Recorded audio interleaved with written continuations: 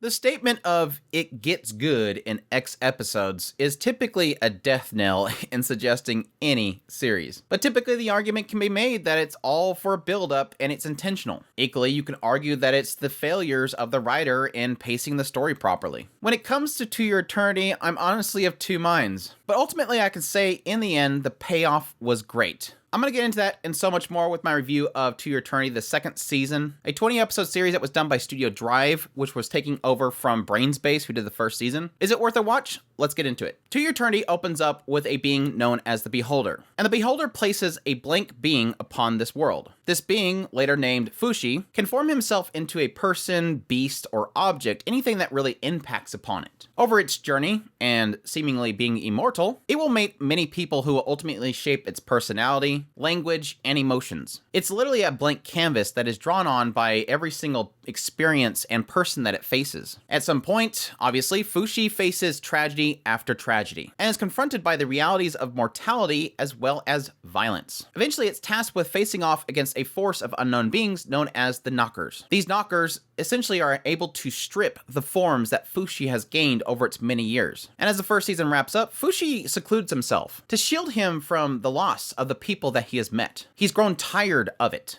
He no longer wants to see it. And as we get into season 2, Fushi is sought out by a cult that is known as Guardians. They want to ally with him and serve him and protect him. Additionally, he's informed that the Knockers that were once coming after him have changed their focus to attacking humans instead. And this drives him to have to go out there and face reality. Fushi's eventually allied with many people that want to actually fight against the Knockers, which leads to the meeting of Prince Bon, a person that completely shifts the narrative around Fushi and the tragedy that he's faced in the past. The tragedies that ultimately have been crippling him. Now, I won't beat around the bush. I absolutely hated the first season's final arc. It was enough to make me drop the manga, and the anime didn't fix that. But I stuck with it, mainly due to my love of the mangaka and her work with a silent voice. In the end, this writer knows drama. This writer knows personal struggles. And watching her sort of take this alien force and sort of mold it into being a human being is fascinating to me. And again, despite my issues with season 1, going into season 2, I faced similar issues, but I attribute more to pacing than anything. Blitzing character introductions for the sake of progressing time and establishing factions. But it's not a case of bad writing, I don't really feel. The goal for the most part with season 2 was to build these factions and lead it to a pinnacle point in Fushi's progression as a character, mostly around Bon, or Tasty Peaches. I like Tasty Peach. It's Bon and Tasty Peach.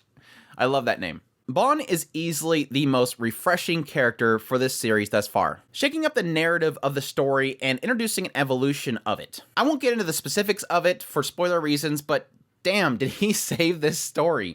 He saved this series for me. Bon is honestly a character type I don't really care for in anime. He's very flamboyant, he's very over the top, and typically that goes too far. They push it way too far, and it becomes very, very cliche. And for some people, very offensive. But here he's a breath of fresh air. He breathed life into the show, which is honestly at this point far too heavy. Again, Fushi at this point has given up on interacting with anyone. He hates loss. He's experienced too much of it, and he doesn't want to connect to mortals anymore. Again, he's immortal.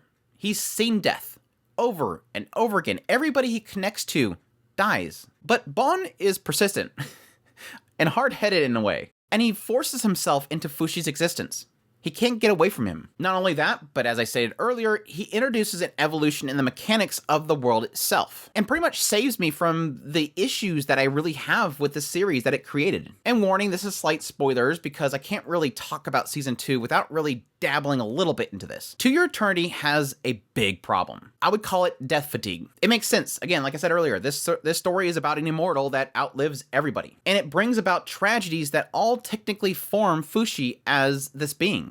Makes him more human and more human. So at some point, I got tired of meeting characters because I knew that eventually I was just going to see a death scene and they're just going to go away anyways. I really honestly, from the very beginning, didn't think this was going to be the writer's intent to keep doing this over and over again. Fushi will meet this character. The character's super cool. I love them. They're fun.